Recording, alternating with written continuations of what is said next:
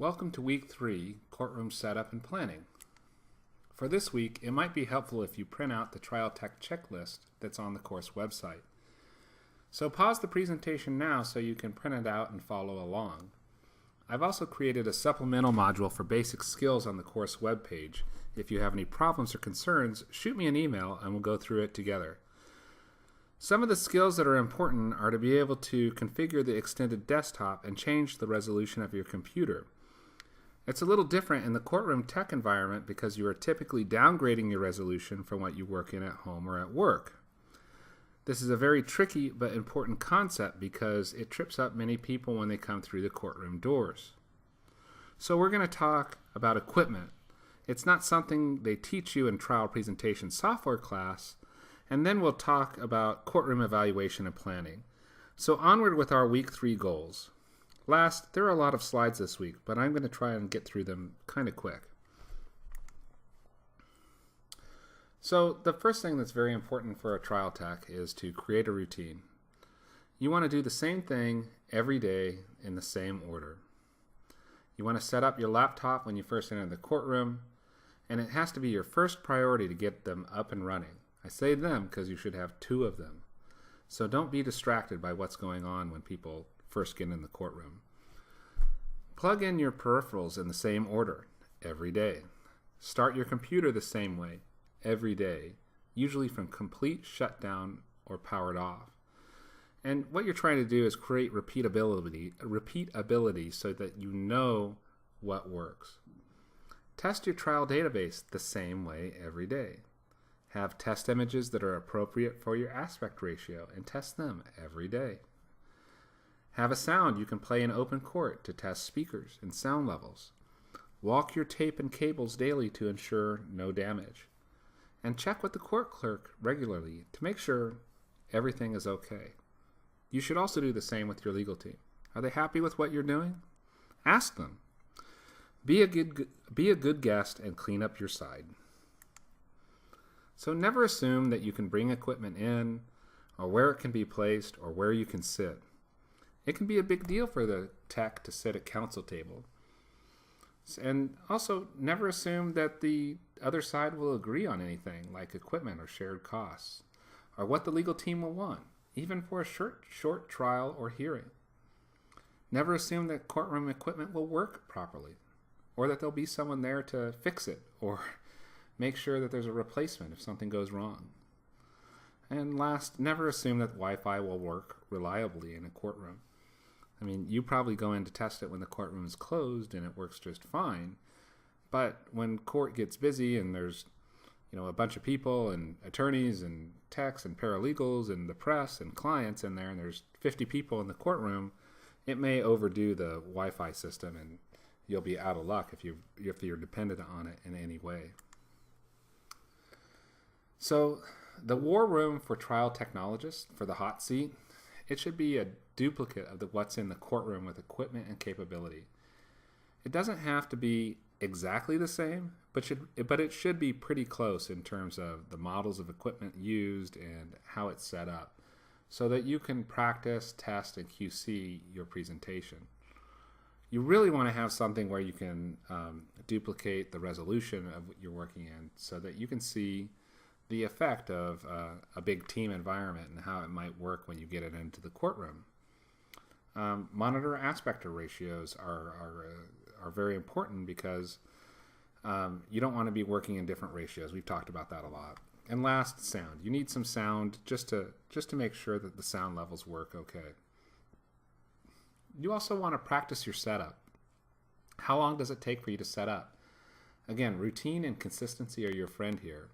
And what happens when you come in hot? So you want to test what happens if you're held up or you're working on something in the hallway and you have to come in hot, meaning the computer's already on, everything is booted up. What happens when you plug your computer in that way? So that is a testing procedure you should do when you are doing your initial evaluation of the courtroom. So one thing I like to stress is the importance of being local.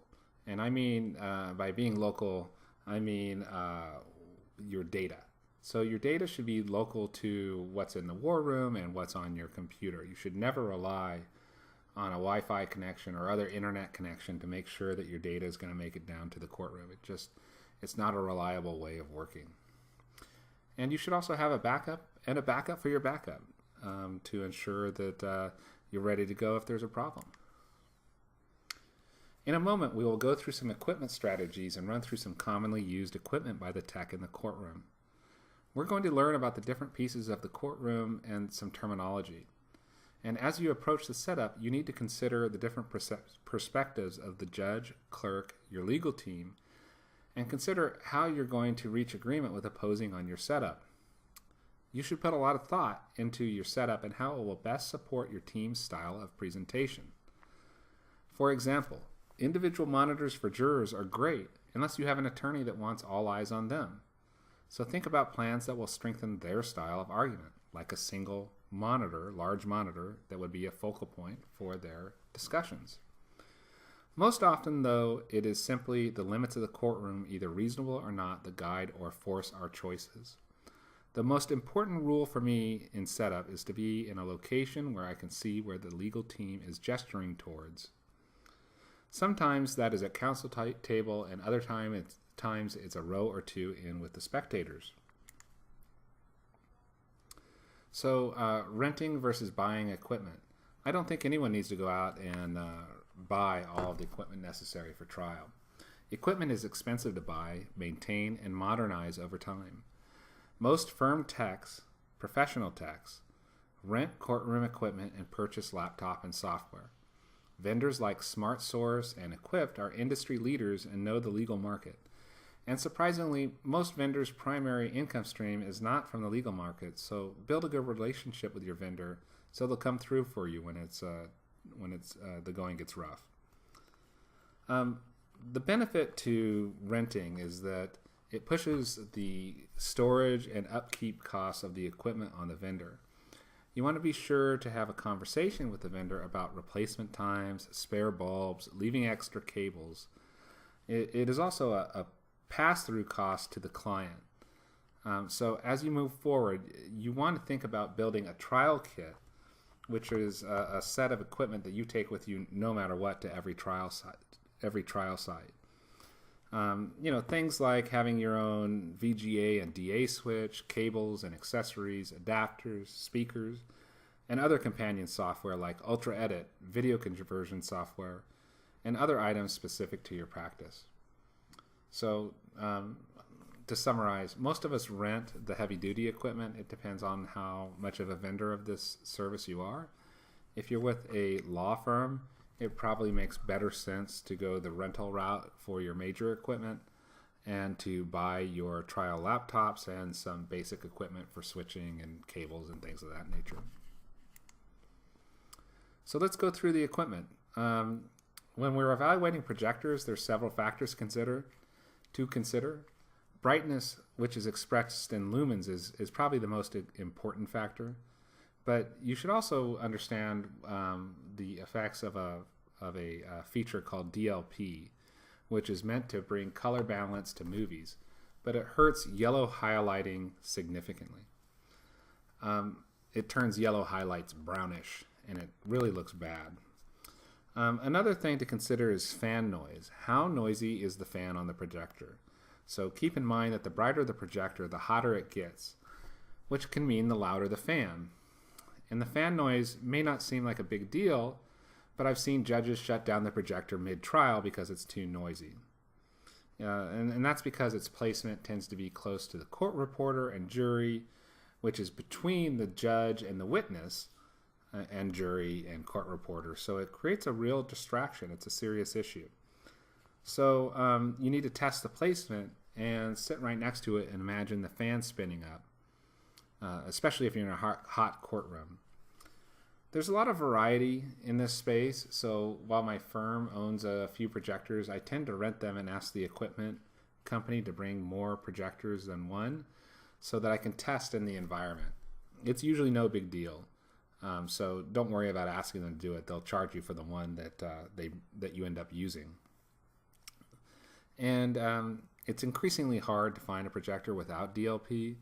So you want to understand the effects of DLP on highlighting on whatever projector you're using. Shared viewing monitors. So this is the primary monitor for courtroom viewing. I like to call it the shared viewing monitor because it's a focal point of everybody in the room to watch what's going on with the case. So don't get this confused with smaller monitors that go on the counsel tables and the witness and all of that. This is the large monitor that the team is working with and pointing towards. So it usually needs to be a lot bigger than what you might think. So a 70-inch TV or bigger. The aspect ratio is 16:9. It's a rectangle. So you want to be careful that it's not in a mixed aspect ratio environment, or how you would configure the equipment if it was mixed. You also want to find the remote and familiarize yourself with all the adjustments and know how to navigate the menus on the TV itself. You know, the great benefit is there's no fan noise and it's very bright. So you may want to consider the shared viewing monitor or large monitor for use in your trials. Desktop monitors, so you don't want them to be so big that you can't see the people behind them, and that is mainly the counsel sitting at plaintiff and defense. It should be the same aspect ratio as the shared viewing monitor. You need to consider whether you need to provide them for the judge, clerk, witness, counsel table, and tech table. You have to be careful of a mismatch.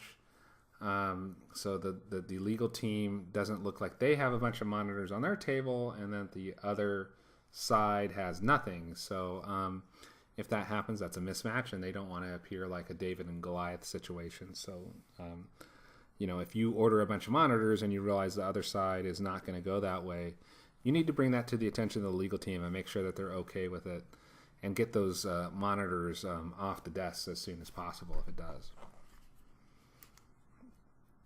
So now we need to talk a little bit about different screen viewing options. So the first option is mirror mode or duplicate screen. And this is a configuration option in Windows.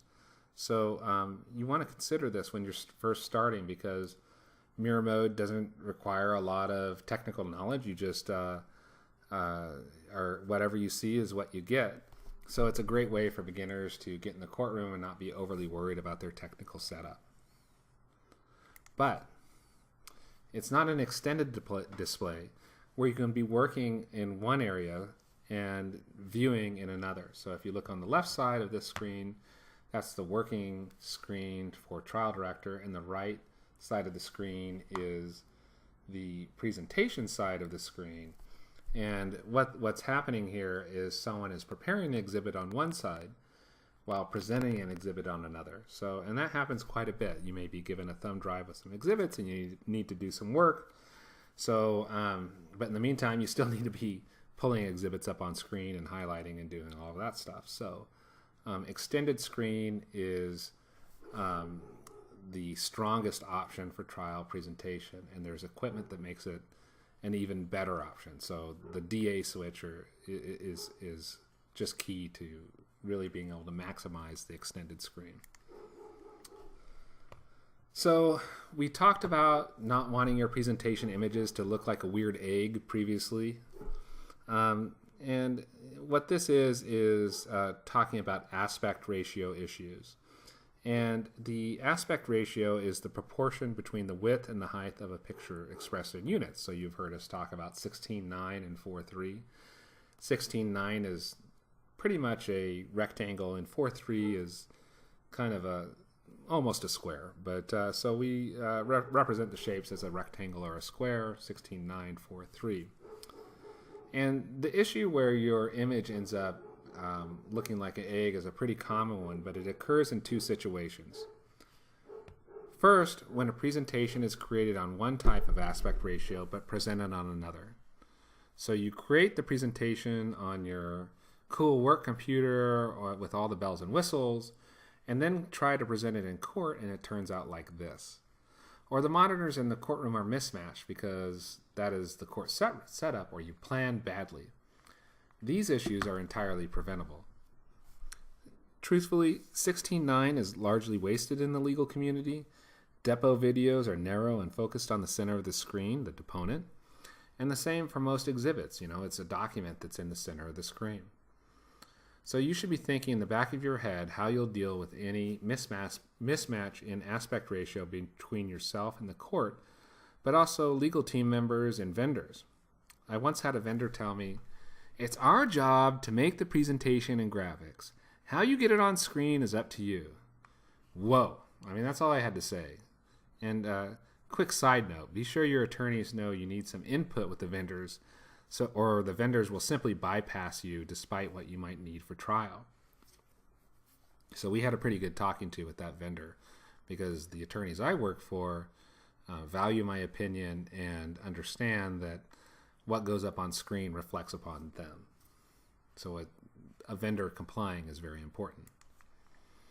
So these are going to go pretty quick. This is just descriptions of equipment.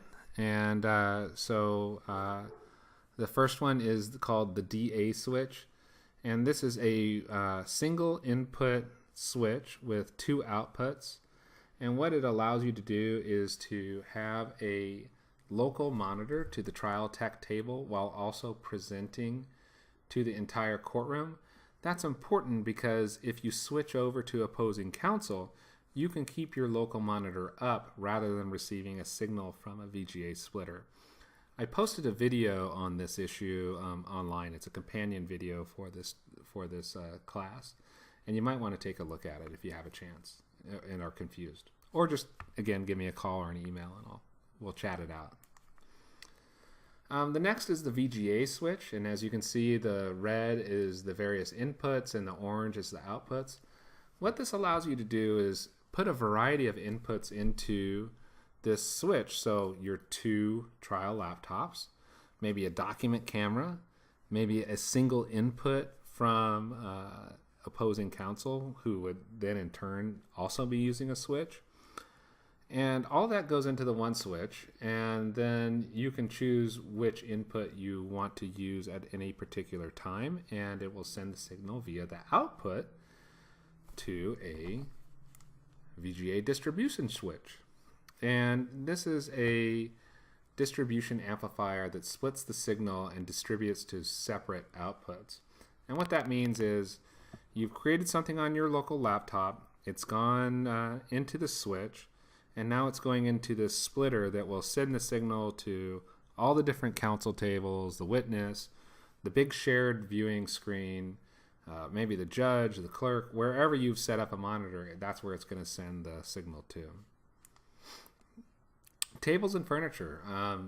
This is actually pretty important, and you want to make sure you have the right stuff in this area, because if you don't, and you're in some tricky spot where where a normal table won't work, you're going to be in trouble. So again, this is an area equipment rental vendors can help you out with quite a bit.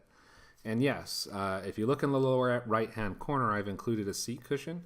Don't be brave. If you're sitting on a wooden bench for 6 weeks, you are going to come out crippled, my friend. So be sure and take care of yourself.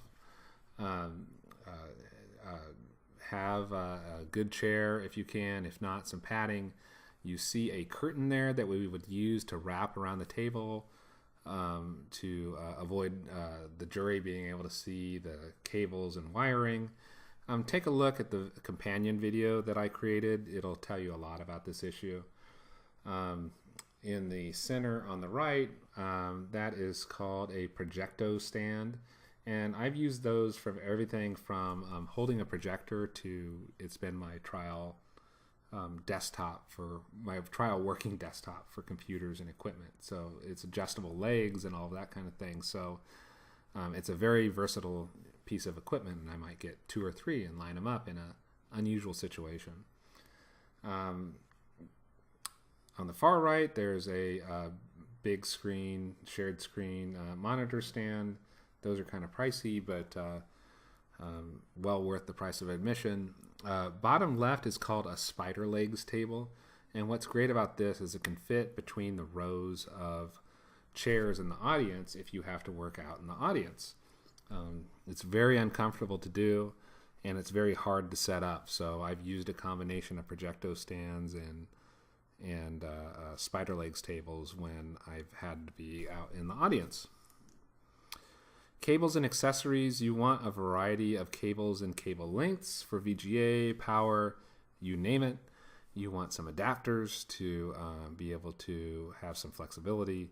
But you want a wide variety of cables and accessories, and you want a vendor as well that when they set up your courtroom, that they leave a good portion of cables behind, because they tend to get sucked up into vacuum cleaners and walked over and pinched and run over. So you want to be able to replace that at a moment's notice.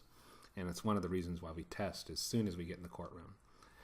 Gaffer's tape. I created a video on how to properly tape down cables. I encourage you to watch 2 minutes of this. Using the right equipment here is absolutely critical, because using anything but gaffer's tape could rip up the carpet or leave marks on the furniture. So this is an area that you definitely want to make sure you have the right tool for the job, and the right tool for the job is called gaffer's tape. It's about $20 to $40 per roll. Sound mixer and speaker. I use a soundboard for larger cases and when I have bad quality audio. The primary ability that it brings is to raise the sound level beyond what you can do with the volume control in Windows or on a speaker. So, for example, on a video with low sound quality or low volume. Projector and TV stands, we went over some of this already, but having the right kind of stand is very critical to making sure that your setup is going to be in the right place and stay in the right place during the life of your trial. Screens.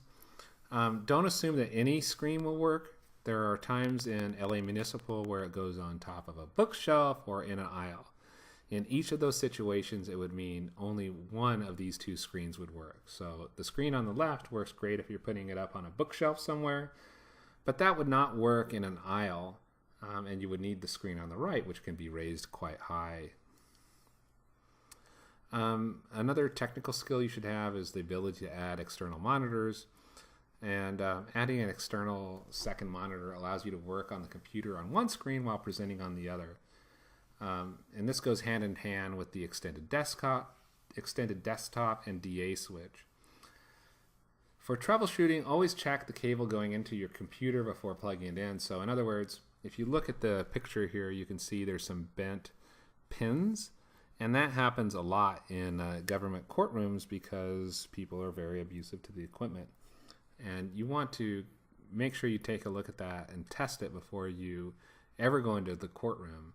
I mean, you wouldn't want the clerk or the IT person from the court saying you were the one that broke it and all that kind of thing. But you definitely want to take a look, and this is a primary thing you should be looking at. Boards, whiteboards, paper, chalkboards are all still relevant in the courtroom. It might be the only movement in the courtroom, like where people are seeing hands and a person move amongst the courtroom. And it's very interesting for jurors if you mix up your presentation between the high-tech trial presentation software and maybe a board or even a document camera. So here's a document camera. This is my favorite piece of equipment. I love the document camera. Things to keep in mind with the document camera: don't use your middle finger, clean your fingernails, bring lots of pens and circle and have movement under that document camera, and you'll keep the interest of the jury. So this is what's in my basic trial kit. This is something I have ready to go at all times, and it just means that I can do a basic presentation anywhere I need to go. Real quickly, it has gaffer's tape, a DA switch, a VGA switch, a mouse, extra power supplies. The extra power supplies are key because you don't want to take your power supply home every day. You need to plug them in and tape them down in the courtroom. So have lots of power supplies. A surge protector, strip protector for electrical. You're going to be plugging in a lot of electrical items. a extension cord, and headphones and speakers so that you can play things, a projector. I use, for my basic trial kit, a beater projector that we've had around a lot. It's for emergencies. But for any trial situation, I'm going to be renting a shared presentation solution like a big monitor or a projector that's at a high lumens resolution, like 3,500 or 5,000 lumens or above. I always have a notepad and pens and pencils, a variety of adapters for VGA, several long cables, and some short cables. So that's just in my basic kit. Here's my typical courtroom setup. So if you start from the bottom, I have dual laptops into a DA switch, which is plugged into a VGA switch, which in turn is plugged into a VGA distribution splitter that distributes the video signal. There is a document camera plugged into the VGA switch, and I typically put an amplified speaker on my second laptop so that I can continue to prep and follow along on my primary. I don't always bring a sound mixer or printer along, but for shorter cases, or if we don't need the entire setup because it's just a bench trial, or there is an existing setup, or it's only a day or two, I would likely just bring my laptops and the VGA switch. Again, I don't assume. I ask the legal team what they want to use. Do they want the whole show, or do they just need a big portion of it, or a small portion of it? The thing I really don't negotiate on is the dual laptops with a primary and a backup laptop. So before entering the courtroom, you need to do a technology evaluation. This courtroom that you see here is much better than most courtrooms, but we'd probably rewire it a little bit and add some equipment. Once again, we see that there's a bad mix of 16:9 rectangle and 4:3 square monitors in the courtroom, and you see the effect that would have on your exhibits on the top and the bottom graphic examples. The courtroom likely has additional video equipment that was meant to compensate for the various technical inconsistencies in the courtroom, but they often just make it harder in the way it interprets a signal and can create equipment incompatibilities. This is one reason why many of us use higher-end switches made by Extron and Kramer, because they have demonstrated reliability in the courtroom. And I'm not a big name dropper with equipment, but these are the two brands you want to use. You don't want to buy some cheapy brand switch to use in court because they may not work. I have a few cheaper pieces of equipment, but they're just not as reliable. This could also be where a few extra bucks on your laptop video card comes in handy. Life is like a box of chocolates. You never know what you're going to get, and you never know how your presentation is going to look until you hook your equipment into it and test it. So let's go through the form real quick. This is the form that I hope you've printed out. When I start, I ask first, is there any existing courtroom presentation system at all? In this one, there already is, but in many, there is nothing. And the first question to ask is, is it a VGA? Are there VGA hookups or HDMI hookups? Pretty much, if it's a electronic courtroom, 90-something% of them are going to be VGA hookups. There's a few with HDMI, but not many. Is there a podium? And does the judge or clerk have ability to do switching and kill the video signal? That's important to know because if you rewire the courtroom so that you take the switching to the back of the courtroom, you want to make sure that you have the ability to replicate that and inform the judge and clerk that you are moving the switching to a different location.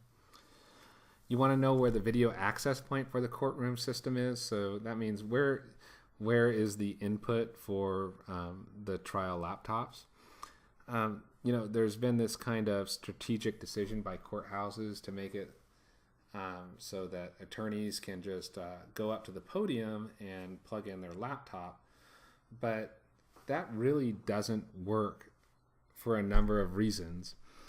First, in larger trials, the attorneys aren't going to be plugging in and out of that podium system, and that doesn't provide for a backup or redundant system. So in a bigger case, or the right kind of case where we're rewiring the courtroom, we would go to that video access point and cable it to a different location and run the presentation from there. So you want to have a good understanding of the aspect ratio of the monitors in the courtroom. If you look at the courtroom here, there's 16 by 9 monitors on the wall, and 3 monitors on the counsel table, and that's pretty common. And in addition, you want to know what resolution they're running, and I'll tell you, this just runs the gambit. You need to know what resolution and aspect ratio, because you're going to use that information to let your graphics vendors, or if you're creating the presentation yourself, know how they should be working up their presentation. If not, most vendors are going to assume that it's 16 by 9 and very high resolution, and that is a very bad assumption. You want to know the location of existing courtroom monitors. Just circle those comments here so that you can supplement if necessary. How many monitors are in the courtroom if you're going to supplement.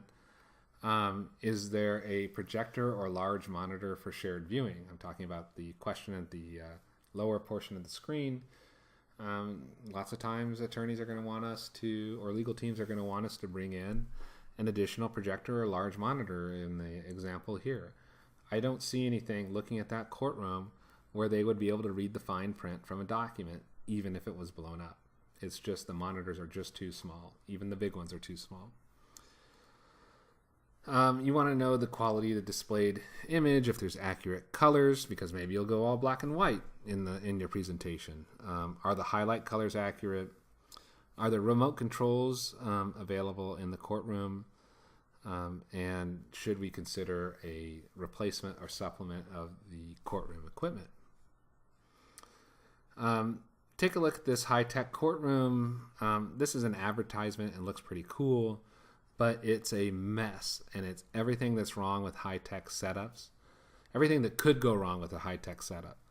Look at the combination of square and rectangle monitors, the placement where people would have to look over their shoulder and try and view the various screens.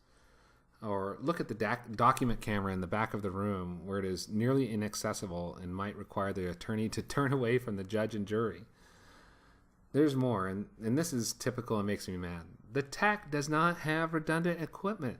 When I see a tech without redundant equipment, I hear the theme song from Jaws play in my head. But let's go through the form and some of the other issues it brings up. First is their existing system. It's mostly no's, but move on to let's see what we're going to need to do to supplement this courtroom. So is there a document camera? If there's no document camera, I always recommend the document camera. Some trial techs hate the document camera and think everything should be run through the trial presentation system. I disagree with that. I think the document camera is a great way to provide some variety in the courtroom, and that you should consider it in every setup as a variety and for backup. The thing that's going to control what you can bring in the courtroom is the power outlets. How many and where are they at? There's courtrooms with a single power outlet in them. You're not going to be able to share that power outlet with opposing counsel and run all the equipment you want if that's all they have. Sound system. Where is the access point for that sound system? This is an area that needs a lot of testing, because maybe the equipment is locked away in a back room somewhere or something along those lines. You really need to find out the details of the sound system. And the reality is most trial techs, even if there's a built-in sound system, will go through and just add a speaker and a sound mixer so they can have more control over the sound in their case. Wi-Fi. We talked about this a little earlier. You want to test the signal strength, but you also want to test the signal strength when there's lots of people in there and really taxing the Wi-Fi system. You don't want to rely on Wi-Fi or internet connections for presentations. So I've seen people link out to the cloud and things like that. That's a big mistake. Hot seat location. Are you going to be at a special tech table or the council table? And the real goal here is to have a clear viewpoint of the attorney and the shared viewing monitor. So in other words, when the attorney you're working with points at something, that you can see it and know what they're gesturing to. If you're in some corner of the room where you can't see what they're looking at, you're going to have problems. Courtroom printing, display board stands, easels, flip charts, and dry erase boards. You just want to know what your preferences are for your legal team. Couple other items, and I hope you have the form here in front of you. Security. You may need a court order to bring in equipment, so find out if you need the court order. Is there a special entrance or hours that you can only bring equipment in? So if you have a bunch of big equipment, you're bringing in big monitors, things like that. Are there limited hours for being able to do that? And another very important question is, can you leave your equipment in the courtroom? Sometimes you have to take down and put up every single day, and that is really horrible, but it happens a lot. So you need to ask the clerk about this and find out if you're going to be allowed to take down and set up every day, or if you're going to be allowed to leave the equipment in the courtroom. You certainly hope you can leave the equipment in the courtroom. You also want to understand the approximate distances to the various parties in the court, to the tech table, because you're going to be wiring everything to VGA splitters and to your VGA switch. And so you need to keep in mind that it's not a direct route. In other words, you don't go straight from the judge's bench straight down the middle of the well through the counsel table to the tech table. You may have to take a really inefficient route with the cables so that you can get everything on so that you can do it without you can run the cables without having them in high traffic areas. Same thing with VGA switch and audio source and power outlets. How far is the distance? Because you might be installing monitors there, and who knows how many extension cords you're going to need if there's no power up by the witness or judge's bench. So this part of the form deals with the supplemental courtroom technology that you may need to insert in the courtroom. And the first question you need to ask is, who is going to be responsible for contracting with the vendor? So you want to contact your opposing counsel and see if they're going to go with a high-tech setup. And there is a lot of politics at this point in the game. So, maybe they will go 50-50 and they want a tech setup. Who's going to run the VGA switch? There's lots of questions there.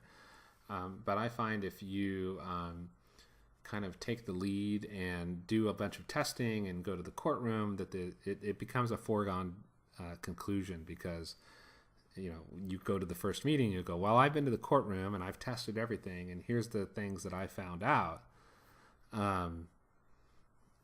Usually blows away the other side and doesn't give them much room to be able to ask for what they want.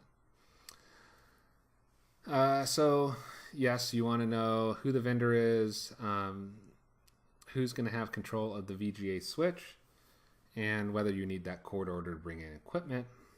And then it's really just a matter of ordering the additional equipment. Are you going to need a projector or a large monitor screen? What's the aspect ratio, and how many smaller monitors are you going to need, and projector stands and all sorts of other peripheral equipment?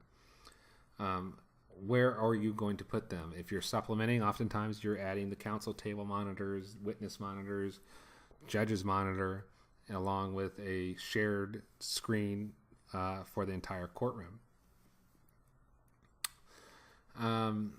You always want to answer the question, will the supplemental equipment create a mixed aspect ratio environment? You do not want a mixed aspect ratio environment. I can't say that enough times. And can the displays be configured to avoid the aspect ratio? But if you're smart, you won't have to get into configure them because you'll never allow that mismatch to occur. You always want to get a bunch of extra VGA cable because the cables get broken, they get pinched, they get run over. And you're not taking a direct route from the source to the input switch for the VGA. So you always want to make sure that you have extra cable on hand. If your vendor doesn't give you extra cable and minor equipment like that, you probably need a different vendor. How many ports for the VGA switch do you want? I usually go with a 6-port that allows for my primary and backup and a document camera, as well as an input for opposing counsel. So that is 4 total, and it leaves me 2 input switch points that I can hit to make the screen go black. How many ports do you need on the VGA splitter, and whether you're going to use the DA switch. Audio system. Are you going to take the extra step and get that audio mixer? You don't always need it. Again, it's for super low volume videos or when you have a lot of videos and you have no idea what the different volumes are going to be like and you need to either lower it or raise it. Let's see. So you should really consider a standalone system for audio if the court system is inaccessible or locked down. Document camera. I always say document camera, yes, but you want to make sure the video resolution is high enough on the document camera so that your entire system works. Printing. We're bringing printers, super quiet printers into the courtroom, so you may want to consider it. The location and number of power outlets, and a variety of miscellaneous stuff like dry erase charts, easels, Wi-Fi. Maybe you need to bring in a Wi-Fi system to allow to have more secure and reliable access. On this page, this is really just a blank area of the courtroom plan so that you can sketch in the location of things like the counsel table, judge's bench, witness location, jury box, power locations, and then also, and you'll use this as a basis for a courtroom plan. We'll show you a little bit on courtroom planning in a bit, but you want to basically create a very rough sketch of where the equipment can go and get sign off from the attorneys on that. This is just a list of the various pieces of equipment. I like to circle these when I have accounted for them just to make sure that I've gone over every piece of equipment. You want the courthouse address. You want the courtroom number. You'd be surprised how often that information doesn't get passed down, and clearly having the courtroom number and address is very important. Testing routine. You want to make sure that with your laptop setup that you create a routine just like we talked about before. You want to plug in everything first. You want to make sure all your drive letters are accounted for if you are using an external drive. And you do that because the trial presentation software relies upon a path to get from the trial presentation software to the image or whatever it is you're displaying. And if your drive letters change because the USB is plugged into a different USB drive, you're going to have problems. Every trial presentation software tool that I've worked with thus far has a built-in QC tool for trial presentation exhibits. So you run through this and it basically verifies that all the images are there. If I have time, I like to run through that every single day as soon as I arrive in court. Video. You want to test the video on all screens. And you want to make sure the video is accurately placed on the monitor. So I like to use the screen test shots that you see here to the right. And I check all 4 corners to make sure everything is in the right place. Of course, check your document camera. Basically what you're doing is you're running through your switch, your VGA switch, and making sure that everything comes up.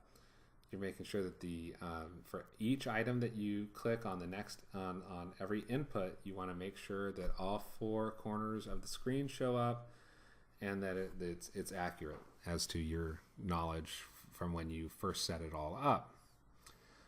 You always then throw it over to the opposing tech to see if they want to switch. There's no secret or anything about hide the ball about the switch. If you have the switch, you have to give opposing tech access to the switch and knowledge about which number they're on, so they can do testing if you're not there. Sound, you should always play a test sound. I do one daily, so it's like a jazz tune or something like that. That I play at low volume, so I can understand how to raise up the volume or lower it if it comes out too loud.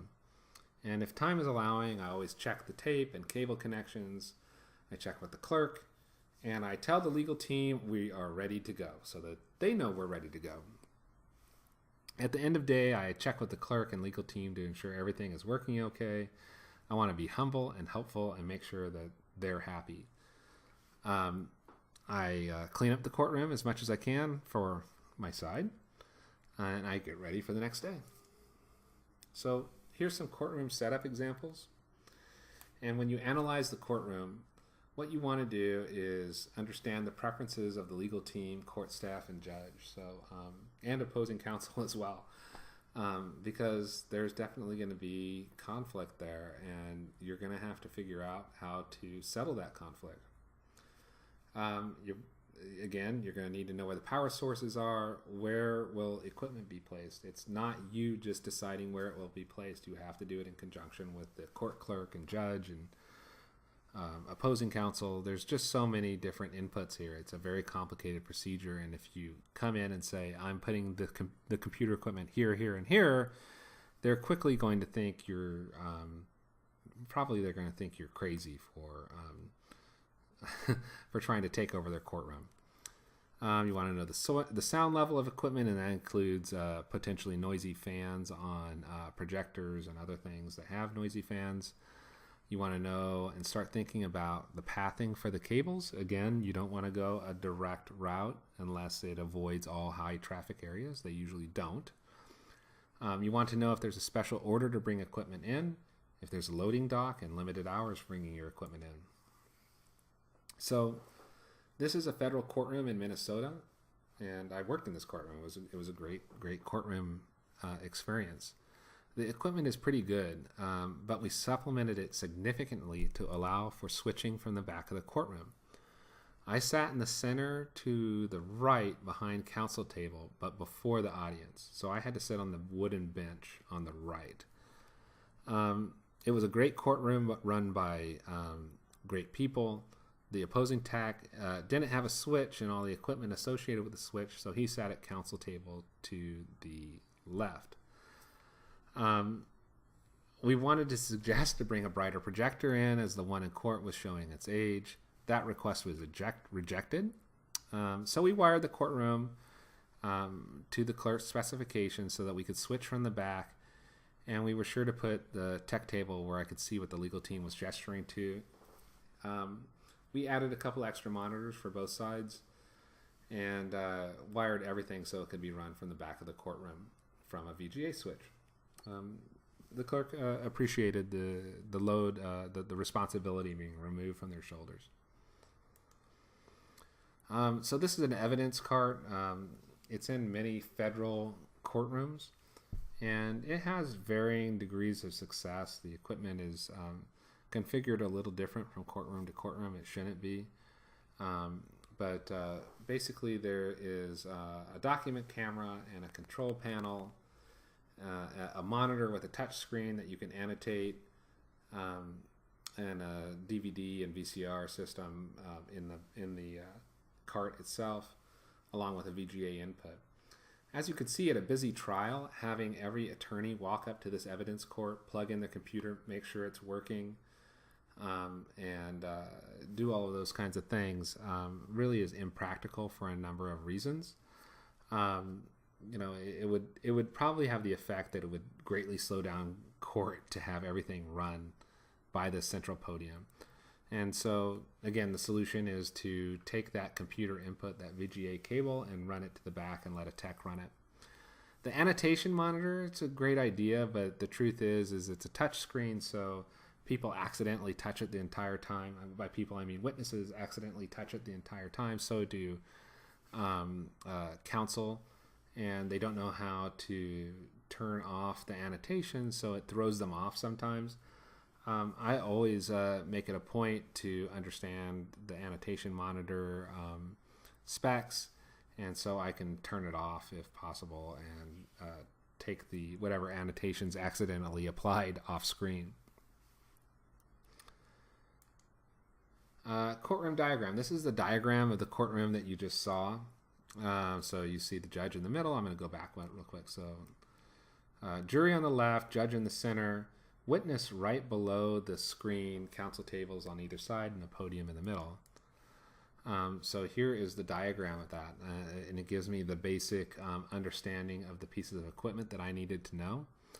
I took a picture of some of this equipment. You want to be sure that you ask security or the clerk if it's okay.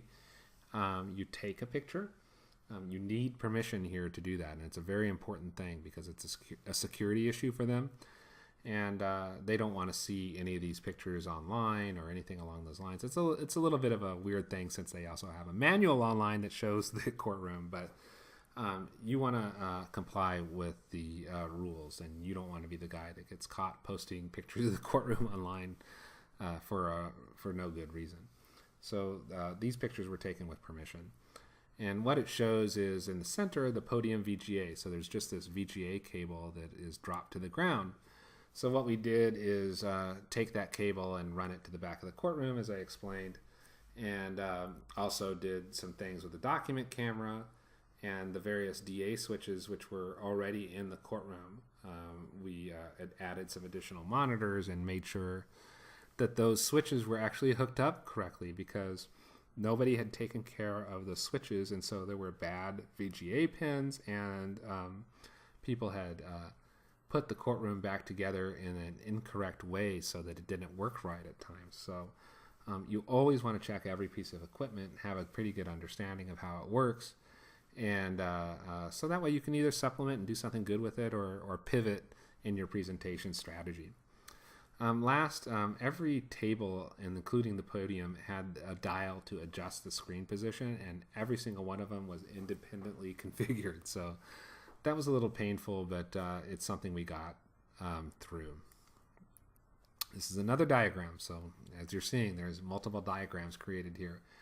And this was the cabling diagram for the courtroom. The red dotted line is the cabling, and so it went from the podium over to counsel table on the left, and then back over straight to the wall and down the edge of the wall to counsel table, and over to the tech table, which is right behind where it says no cables here. These are some instructions that I wrote. They actually asked me to share the instructions, so it was kind of an honor to have my instruction set given to the court. Where you connect to, how the Elmo works, and how to adjust the image position. Extra documentation for courtroom equipment is always good, right? It doesn't seem like there is enough. Now, it's important to understand, how courtrooms work. I mean, they come in all shapes and sizes. I mean, you look here, there's not a single, it's a brand new courtroom, but there's not a single piece of technology in it. Here's another courtroom. It's smaller. I think we saw it in one of the first modules, but, where would you put monitors and a shared screen for viewing? I mean, if you look at this courtroom, there's not very much room. How would you deal with it? I mean, when I look at it, I think I would put a large screen monitor, maybe more than one, somewhere in the courtroom, along with some monitors on counsel table and witness table, but I don't think a projector would work here. Here's the opposite of that courtroom, a giant courtroom where you have lots of room, but still, where would you put all of the various pieces of equipment? where you see a podium in the middle of the courtroom, where would you put a screen so the attorney wouldn't have to turn around and do various machinations to see what was going on the screen and have something that they could look at that's right next to the podium? By the way, I would probably use a projecto stand somewhere in front of that podium so that they could just look straight ahead and see what was going on rather than having to look at that shared screen. You want to analyze the surroundings. Is there a daily takedown, storage, long lines? Is there traffic to and from the courthouse? How are you going to get in a reliable time every single day? The whole court process relies upon the trial techs. They have to be the most reliable people in the room. What's the process for equipment to come into the courthouse? And is there a loading dock? We've hit some of these issues before, but I just wanted to go over them again. How do you get through security efficiently? And what about food, the bathroom, copies, water, all those things? You just want to have a general idea how you're going to end up supporting on some of the ancillary issues that come up at court. Here is another courtroom plan that I did. The green spots are electrical outlets, and each one had 2 plugs. So we needed to figure out where we were going to put the equipment. You see here how we supplemented and showed where the equipment can go. So it doesn't need to be a bunch of fancy icons or anything like that. It's just a very simple, very simple placement of where the monitors are going to go. You want buy-in from the legal team. So you want to show this.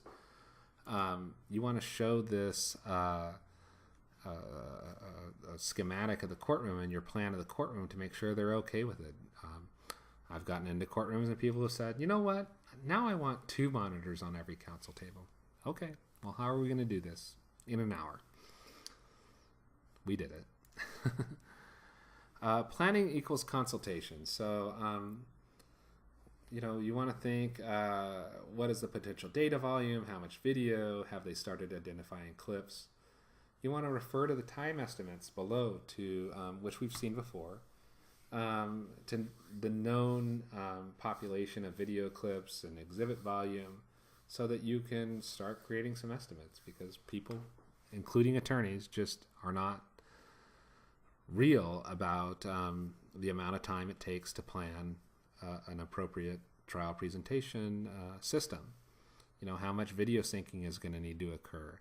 That is a huge thing.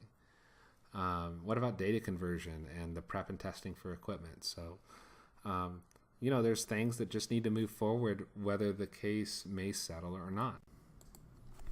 So last, I wanted to talk to you about placement. And this is not about placement of any piece of equipment. It's about placement of you, the trial tech or hot seat. So generally, you want to be where you can see and hear what the legal team is doing and what they're gesturing to on screen, on your main shared screen. Remember that big shared either monitor or projector that will be the focal point of the entire courtroom.